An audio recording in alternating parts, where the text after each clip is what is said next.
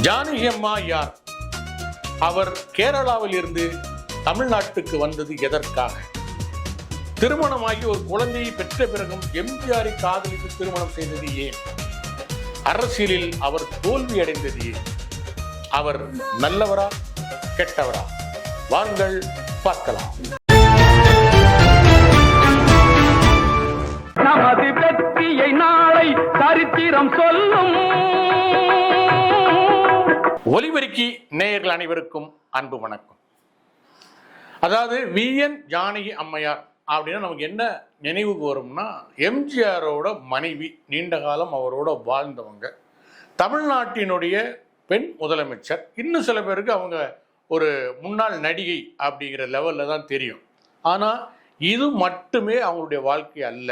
ஒரு நடிகை, ஒரு முதல்வர், ஒரு முதல்வரின் மனைவி, இந்த குறுகிய வட்டத்திற்குள்ளானது அல்ல அவங்க வாழ்க்கை. ரொம்ப பெரியதொரு வாழ்க்கை அவங்களுடையது. 1923ஆம் ஆண்டு பிறந்த அவங்களுக்கு இந்த ஆண்டு 100 ஆண்டு. VN ஜானகி தமிழ்நாட்டை சேர்ந்தவங்க அல்ல.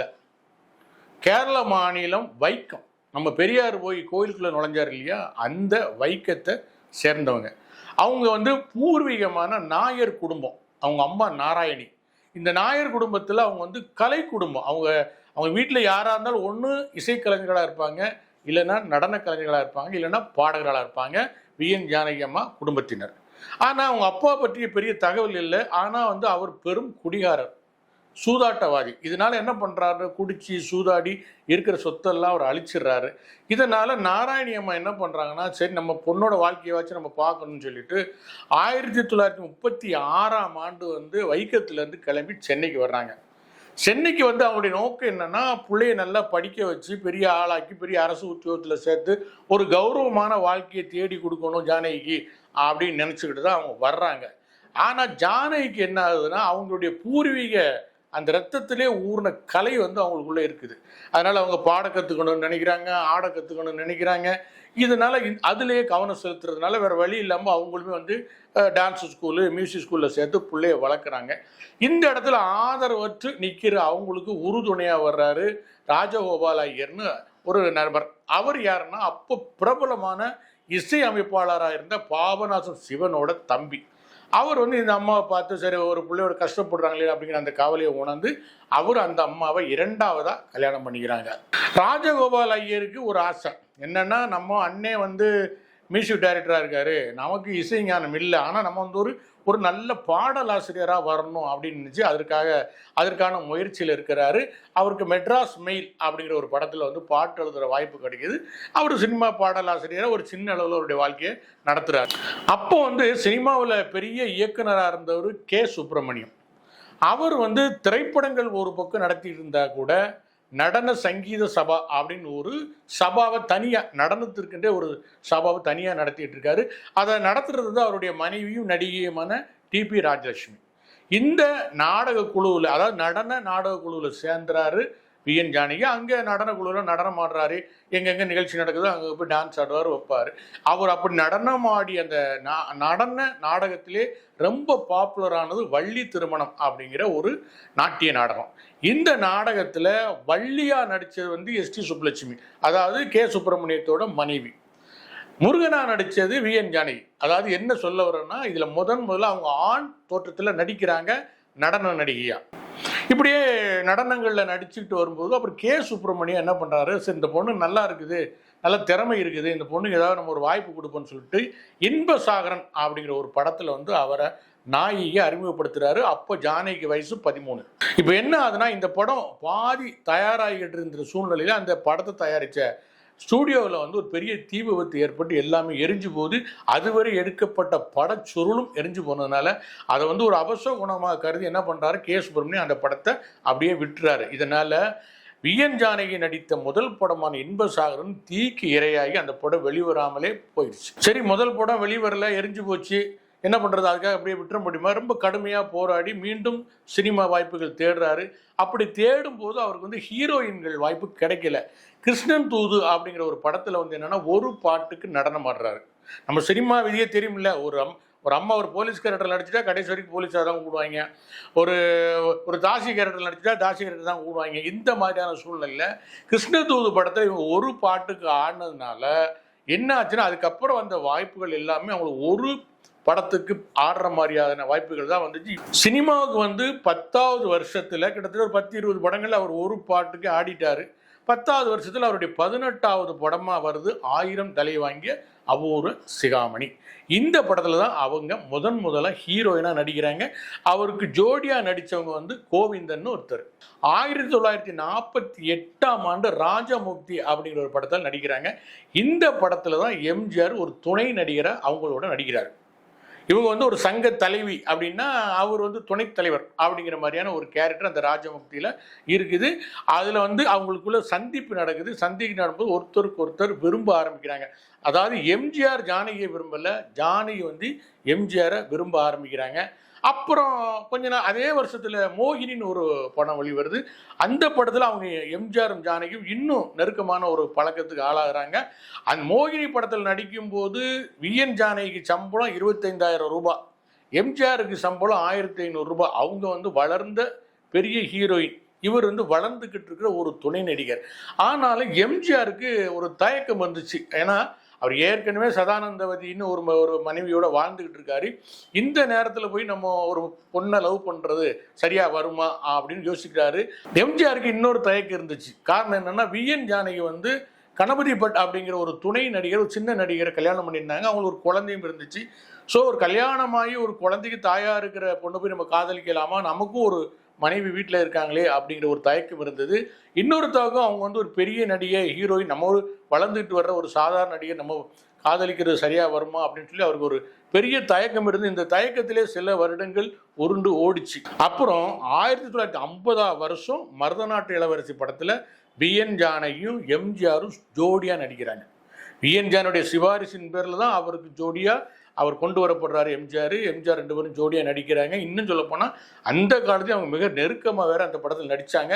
அதுல தான் ரொம்ப காதல் அரும்பி கல்யாணம் பண்ணிக்கலாம் அப்படிங்கிற ஒரு முடிவை வந்து மருதநாட்டு இளவரசிக்கு அப்புறம் தான் எடுக்க ஆரம்பிக்கிறாங்க. அப்புறம் 2 பேருமே வெவ்வேறு படங்கள்ல தனித்தனியா நடிச்சாங்க. கடைசியா நாம் அப்படிங்கிற ஒரு படத்துல 2 பேரும் சேர்ந்து நடிச்சாங்க. அதுதான் அவருடைய கடைசி படம்.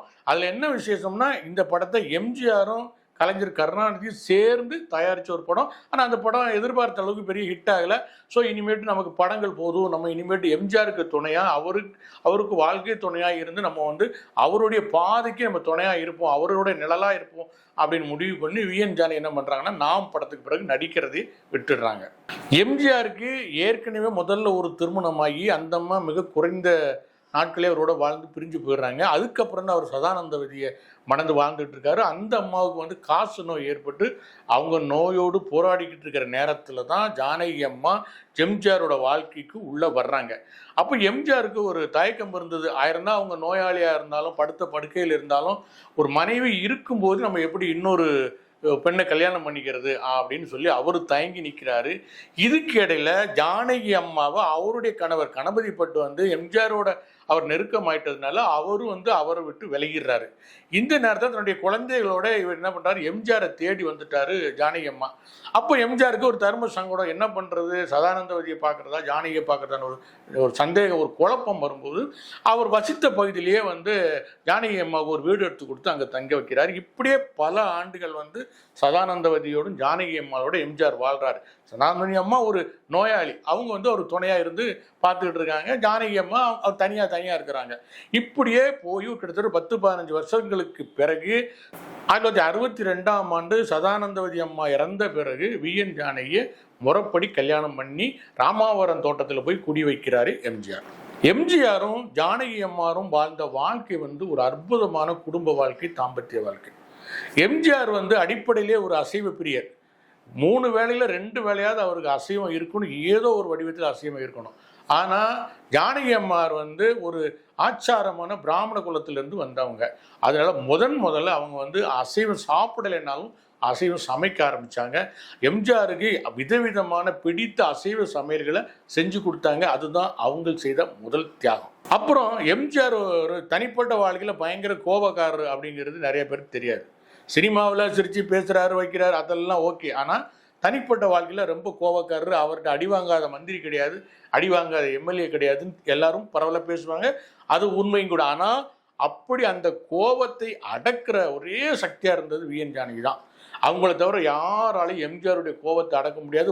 பல அமைச்சர்களுக்கு, பல எம்எல்ஏக்களுக்கு அடி வாங்காமல் தப்பிக்க வச்சது விஎன் ஜானகிங்கிறது தான் ஒரு சுவாரஸ்யமான தகவல். எம்ஜிஆர் வெளிநாட்டு படப்பிடிப்புகளுக்கு போனால் ஜானகி அம்மா எல்லாம் போக மாட்டார், அவங்களை கூட்டிகிட்டு தான் போவார். அதே மாதிரி லோக்கலில் உள்ளூரில் படப்பிடிப்பு நடந்துச்சுன்னா எப்பப்போலாம் வீட்டுக்கு சாப்பிட வர முடியுமோ அப்போல்லாம் வீட்டில் வந்து தான் சாப்பிட்டு போவார். குறிப்பாக மதிய வேலைக்கு வந்து கண்டிப்பாக வீட்டில் வந்து தான் சாப்பிடுவார்.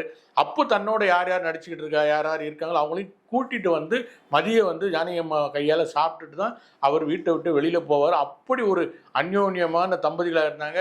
ஜானகி அம்மாவோட சமையலுக்கு எம்ஜிஆர் அடிமையாகவே இருந்தார். அப்புறம் இன்னொரு விஷயம், பலரும் அறியாத ஒரு விஷயம், எம்ஜிஆர் உலகத்தில் எங்கே போனாலும், எந்த கூட்டம் நடந்தாலும், எந்த பிரச்சாரத்துக்கு போனாலும், எந்த நிகழ்ச்சி இருந்தாலும் கல்யாண நாள் அன்னைக்கு மட்டும் வீட்டில் தான் இருப்பார், வீட்டை விட்டு வெளியில் போக மாட்டார். அன்னைக்கு முழுவதும் ஜானகி அம்மாவோட தான் அவர் நேரம் செலவிடுவார். ஜானகி அம்மா திருமணத்தை அன்னைக்கு என்னென்ன நகை போட்டுச்சோ, என்ன புடவை உடுத்துச்சோ அதே புடவையை உடுத்த சொல்லி, அதே நகையை போட சொல்லி அன்னைக்கு ஃபுல்லாக பார்த்து அழகு பார்த்து ரசிப்பார். பழைய கதைகளை மனைவியோடு பேசிகிட்டு இருப்பார். சாயந்தரமான உறவினர்களெல்லாம் ராமாவரம் தோட்டத்துக்கு வர சொல்லி அவங்களோட இரவு உணவு சாப்பிடுவார், அவங்களோட ஃபோட்டோ எடுத்துப்பார். இது வந்து அவர் கடைசி காலம் வரைக்கும், அவர் நோய்வாய்ப்படுவதற்கு முன்பு வரைக்கும் இந்த விஷயத்தை வந்து அவர் ரொம்ப தீவிரமாக கடைப்பிடிச்சிட்டு இருந்தார். 1984 வருஷம் வந்து எம்ஜிஆர் நோய்வாய்ப்பட்டு சீரியஸ் ஆகிறாரு. அமெரிக்காவுக்கு கூட்டிகிட்டு போகிறாங்க. கூடவே ஜானகி அம்மா போகிறாங்க. அவங்க தான் பக்கத்துலேருந்து ஒரு தாய் ஸ்தானத்துலேருந்து எம்ஜிஆரை பக்கத்துலேருந்து கவனித்து காப்பாற்றி அழைச்சிட்டு வந்தாங்க. சத்யவான் சாவித்திரி நம்ம கதையை கேட்டிருக்கோம். யமனுக்கிட்ட இருந்து சத்யவான சாவித்திரி காப்பாற்றிட்டு வந்த மாதிரி மரணம்ங்கிற யமனுக்கிட்ட இருந்து எம்ஜிஆரை திரும்ப கூட்டிகிட்டு வந்தது ஜானகி அம்மையார் தான் அப்படிங்கிறது எந்த சந்தேகமும் கிடையாது. அப்படி ஒரு அற்புதமான நட்பு, காதல் வந்து அவங்க வந்து எம்ஜிஆர் மேலே வச்சுருந்தாங்க. அதே மாதிரி ஜானகி அம்மாவுக்கு இருதய ஆப்ரேஷன் நடந்த அன்னைக்கு எம்ஜிஆர் அந்த மருத்துவமனை வாசலிருந்து அழுததை பார்த்தவர்கள் ஏராளம். அவர் வெளி உலகத்தில் அழவே மாட்டார். சினிமாவில் தான் அழுகிற மாதிரி நடிப்பாரே தவிர வெளி உலகத்தில் அவர் அழுது பார்த்தது யாருமே கிடையாது. ஆனால் அவர் அழுது பார்த்தது ஜானகி அம்மாவுக்கு ஆப்ரேஷன் நடந்த அன்னைக்கு தான் அவர் அழுது எல்லாருமே பார்த்துருக்காங்க. அந்த அளவுக்கு அந்த அம்மா மேலே இவரும் ஒரு பேரன்பு செலுத்திட்டு வந்திருக்கிறாரு. 1996 எம்ஜிஆர் மரணம் அடைகிறார். எம்ஜிஆர் மரணம் அடையும் போது ஜெயலலிதா பெரும் அரசியல் சக்தியாக, அந்த கட்சியிலே பெரிய சக்தியாக வளர்ந்து நிற்கிறாரு. அப்போது ஜெயலலிதாவை பிடிக்காத ஒரு குரூப், ஆர்.எம். வீரப்பன் தலைமையிலான ஜெயலலிதா பிடிக்காத குரூப்லாம் சேர்ந்து அந்த அம்மா முதலமைச்சர் ஆயிரமூணு பயந்துக்கிட்டு இந்த அம்மாவை முதலமைச்சரை ஆக்குறாங்க. அந்த அம்மாவுக்கு அந்த நிமிஷம் வரைக்கும் விஎன் ஜானகி அம்மாவுக்கு அரசியலை பற்றி சுத்தமாக தெரியாது. எம்ஜிஆரோட தான் வாழ்ந்தாங்க, எல்லா அரசியல் கட்சி தலைவர்களையும் தெரியும், அவங்க குடும்பங்களும் தெரியும். ஆனால் விஎன் ஜானகிக்கு, அம்மையாருக்கு அரசியல் தெரியாது. வலுக்கட்டாயமாக கொண்டு வந்து அவரை முதலமைச்சர் ஆக்குனாங்க. 24 நாள் தான் முதலமைச்சர் அவர் இருந்தார். அதுக்கு மேலே அவரால் தாக்கு பிடிக்க முடியல. இதனால என்ன பண்ணால் அடுத்து தேர்தல் வருது. தேர்தல் வரும்போது ஜானகி கோஷ்டி தனியாக, ஜெயலலிதா கோஷ்டி தனித்தனியாக போட்டி போடுறாங்க. ஜெயலலிதாவாவது கொஞ்சம் ஒரு 20 தொகுதிக்கு மேலே ஜெயிக்கிறாங்க. ஜானகி அம்மா ஜெயிக்கல. பிஹெச் பாண்டியன் அப்போ சபாநாயகர் என்ற ஒரே ஒருத்தர் மட்டும்தான் இந்த அம்மா அணியிலேருந்து ஜெயிச்சாங்க. அப்போ தான் விஎன் ஜானகி அம்மா அவருக்கு புரியுது, நமக்கு அரசியல் செட் ஆகாது, இந்த அரசியல் சூழ்ச்சியெலாம் நமக்கு தெரியல, இது வேண்டாம், குறைந்தபட்சம் நம்ம கணவர் ஆரம்பித்த கட்சியைவாது காப்பாற்றிடுவோம் அப்படின்னு சொல்லிட்டு தான் அவங்க என்ன பண்ணுறாங்கன்னா, கட்சியோட சொத்து, கட்சியோட அலுவலகம், அறக்கட்டளை எல்லாத்தையும் தூக்கி ஜெயலலிதா கையில் கொடுத்துட்டு நீயாவது கட்சியை நல்லபடியாக பார்த்துக்கமான்னு சொல்லிட்டு அவங்களோட ஒப்படைக்கிறாங்க. திரும்ப ரெட்டலை சின்னம் வருது. திரும்ப அதிமுக வந்து ஒரு பெரும் கட்சியாக மலர ஆரம்பிக்குது. இதில் இன்னும் ஒரு குறிப்பிடத்தக்க விஷயம் என்னென்னா, இன்றைக்கி ராயப்பேட்டையில் இருக்கிற அதிமுகவுடைய தலைமை அலுவலகம் ஜானகி அம்மாவோட சொத்து. அவங்க சினிமாவில் நடித்து வாங்கின இடம், அந்த இடம் ஒரு கட்டத்தில் கட்சிக்கு ஒரு அலுவலகம் கட்டணும் எம்ஜிஆர் முடிவு எடுக்கிறப்ப இடம் தேடுறாரு. அப்போ தான் ஜானகி அம்மா சொல்கிறாங்க, இல்லைங்க ஏன் இடம் ஒன்று ராயப்பேட்டையில் இருக்குது, அதில் நீங்கள் கட்டிங்க, கட்சி அலுவலகத்தை கட்டிங்கன்னு சொல்கிறாங்க. அதில் தான் கட்சி அலுவலகத்தை எம்ஜிஆர் கட்டுறாரு.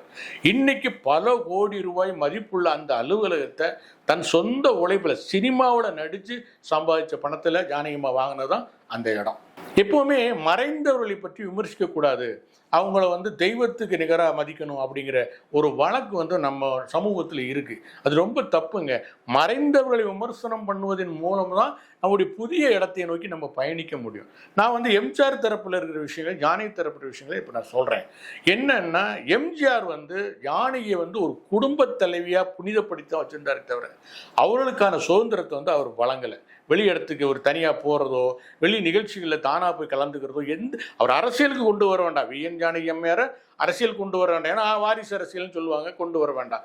ஆனால் அவரை வேறு வழிகளில், வேறு தளங்களில் அவரை ஏங்க விட்டுருக்கணும். ஆனால் என்ன பண்ணிட்டாரு, கடைசி வரைக்கும் அவர் மனைவியார் ராமாவரம் தோட்டத்திலேயே வந்து அப்படியே மனைவி புனிதவதின்னு சொல்லிட்டு ராமாவரம் தோட்டத்திலேயே அந்த அம்மாவை முடக்கி வச்சுட்டார். அதனால அந்த அம்மாவுக்கு எம்ஜிஆர் அவருடைய சொத்து இந்த ரெண்டையும் தவிர வெளி உலகமே தெரியாம தான் அவங்க கடைசி காலம் வரைக்கும் வாழ்ந்தாங்க. அதோட ஜானகி அம்மா மனைவியாக இருக்கும்போது எம்ஜிஆருக்கு பல நடிகைகள் தோழியா இருந்தாங்க.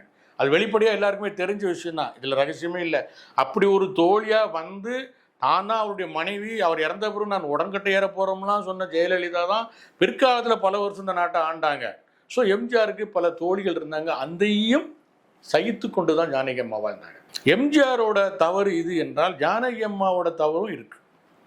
கேரளாவிலிருந்து பிழைப்பு தேடி சென்னை வந்தாங்க. அவங்க அம்மா தனக்கு ஒரு துணை வேணும்னு கல்யாணம் பண்ணிக்கிட்டாங்க. சரி, ஓகே, அது வரைக்கும் எந்த பிரச்சனையும் இல்லை. ஆனால் ஜானகி அம்மா கணபதி பட்டுங்கிற ஒரு நடிகரை கல்யாணம் பண்ணி வாழ்ந்து அவருக்கு ஒரு குழந்தையும் பெற்று இருக்கும் போதே எம்ஜிஆரை விரும்பினாங்க.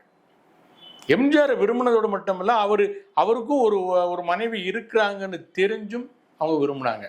அவங்க உயிரோடு இருக்கும்போதே எம்ஜிஆரோட வாழ்ந்தாங்க. மொத்தத்தில் நீங்கள் பார்த்தீங்கன்னா எம்ஜிஆரும் ஜானகி அம்மாவும் ஒரு நல்ல கருத்தொரு மிக்க தம்பதிகளாக வாழ்ந்தாங்க. அதில் எந்த சந்தேகமும் இல்லை. ஒருத்தருக்கு ஒருத்தர் விட்டு கொடுத்தாங்க, ஒருத்தருக்கு ஒருத்தர் அமைதியான வாழ்க்கை நடத்தி காட்டினாங்க. அதில் எந்த சந்தேகமும் இல்லை. எம்ஜிஆர் வந்து அவங்களுடைய குடும்ப விஷயங்கள் தலையில்லை. ஏன்னா வந்து அவங்க ஜானகி அம்மா வந்து அவங்க உறவினர்களோடு சேர்ந்து வாழ்ந்தாங்க. அவங்க குழந்தையவே அவங்க தத்தெடுத்து வளர்த்தாங்க. அதிலெல்லாம் எம்ஜிஆர் தலையிடவே இல்லை. அதே மாதிரி எம்ஜிஆருடைய அரசியல்லையும் ஜானகி அம்மா தலையிடலை. இப்படி ஒருத்தருக்கு ஒருத்தர் அவங்கவுங்களுக்கு இடம் விட்டு இடைவெளி விட்டு ஒரு அற்புதமான வாழ்க்கையை வாழ்ந்தாங்க. ஆனால் அவங்க தம்பதிகளாக சேர்ந்த விஷயம் எப்பொழுதுமே விவாதத்திற்கு உரியதுதான். அது என்னமோ ஒரு புனித காதலோ அல்லது வந்து ஒரு புனிதமான சேர்தலோ அல்ல. அது விமர்சிக்கப்பட வேண்டியதுதான், விவாதிக்கப்பட வேண்டியதுதான். என்றாலும் ஜானகி அம்மா ஒரு நல்ல குடும்ப தலைவியாக, ஒரு நல்ல மனைவியாக, நல்ல தாயாக வாழ்ந்தார் அப்படிங்கிறதுல எந்த சந்தேகமும் இல்லை. இந்த நூற்றாண்டில் அவரை நம்ம வாழ்த்துவோம், வணங்குவோம். நன்றி நேயர்களே. உண்மை பேசுவோம், அதை உறக்க பேசுவோம். இந்த நிகழ்ச்சி உங்களுக்கு பிடிச்சிருந்தா லைக் பண்ணுங்க, ஷேர் பண்ணுங்க, சப்ஸ்கிரைப் பண்ணுங்க. நன்றி, வணக்கம்.